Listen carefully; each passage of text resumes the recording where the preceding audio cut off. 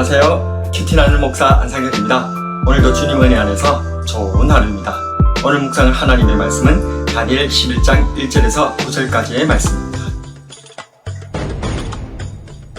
내가 또 메대 사람 다리오 원년에 일어나 그를 도와서 그를 강하게 한 일이 있었느니라. 이제 내가 참된 것을 내게 보이리라. 보라, 바사에서 또 새 왕들이 일어날 것이요 그 후에 넷째는 그들보다 심히 부요할 것이며 그가 그 부요함으로 강하여진 후에는 모든 사람을 충동하여 헬라 왕국을 칠 것이며 장차 한 능력 있는 왕이 일어나서 큰 권세로 다스리며 자기 마음대로 행하리라.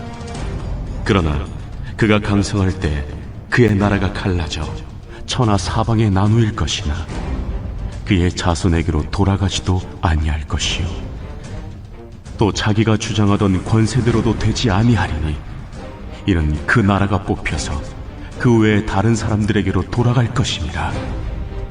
남방의 왕은 강할 것이나 그 군주들 중 하나는 그보다 강하여 권세를 떨치리니 그의 권세가 심히 클 것이요 몇 해 후에 그들이 서로 단합하리니 곧 남방 왕의 딸이 북방 왕에게 가서 화친하리라.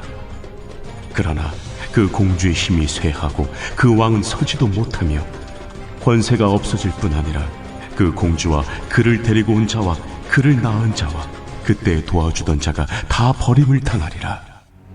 그러나 그 공주의 본 족속에게서 난 자 중에 한 사람이 왕위를 이어 권세를 받아 북방왕의 군대를 치러 와서 그의 성에 들어가서 그들을 쳐서 이기고 그 신들과 부어 만든 우상들과 은과 금의 아름다운 그릇들은 다 노략하여 애굽으로 가져갈 것이요 몇 해 동안은 그가 북방왕을 치지 아니하리라.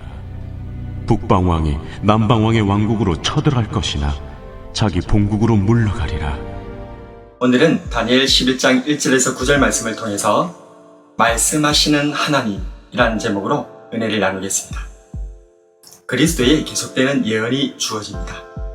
바사 제국이 헬라 제국에 의해 멸망당하고 헬라 제국은 사왕조로 분열됩니다. 그중 애굽을 중심으로 한 남방과 시리아를 중심으로 한 북방이 서로 다투는 모습이 그려져 있습니다.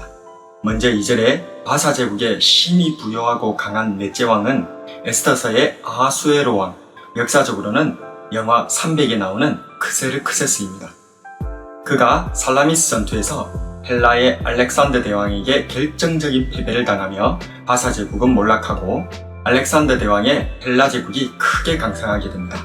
그러나 알렉산더 대왕이 요절하면서 자신의 부하 장군 4명에게로 헬라 제국이 분할 통치되는데 그 중에서 남방과 북방 나라에 초점이 맞추어집니다. 남방 나라는 애굽을 중심으로 한 톨레미 제국이고 북방 나라는 시리아를 중심으로 한 셀루쿠스 제국입니다. 이들 국가는 4개로 분할된 헬라 제국 중에서 유다와 밀접한 강대국이었습니다.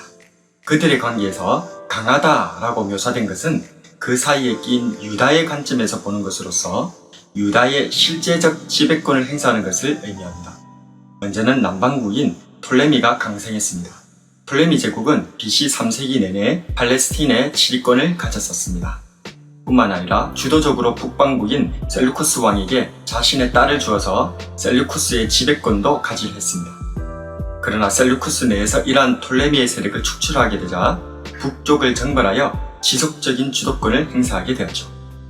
한편 다니엘의 예언 중에서 특히 여기 11장에 기록된 예언들은 말라기 이후부터 마태복음까지 비어있는 역사라 불리는 신구약 중간사의 내용입니다.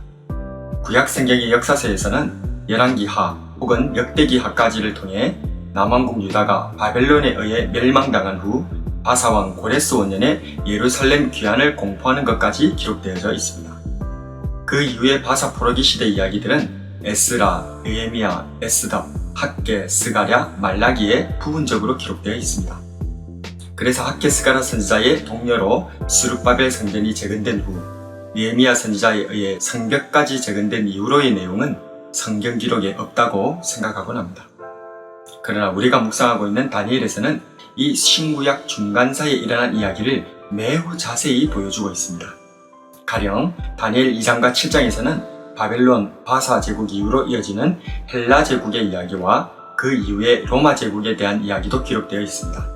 8장에서는 수양으로 비유된 바사 제국과 수염소로 비유된 헬라 제국의 흥망성쇠도 상징적으로 예언되어 있습니다.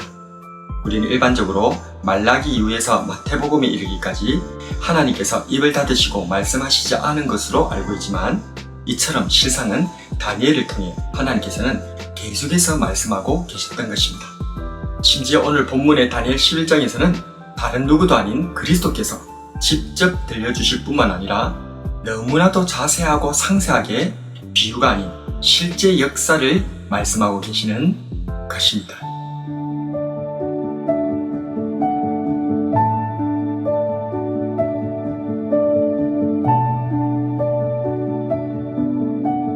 하나님은 말씀하시는 분이십니다. 하나님은 가르쳐 주시는 분이십니다.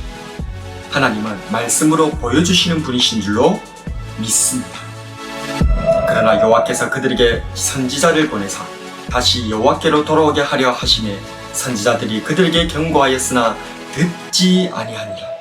네가 많은 것을 볼지라도 유의하지 아니하며 귀가 열려 있을지라도 듣지 아니하는도다. 어리석고 지각이 없으며 눈이 있어도 보지 못하며 귀가 있어도 듣지 못하는 백성이여 이를 들을지어다. 여호와의 말씀이니라.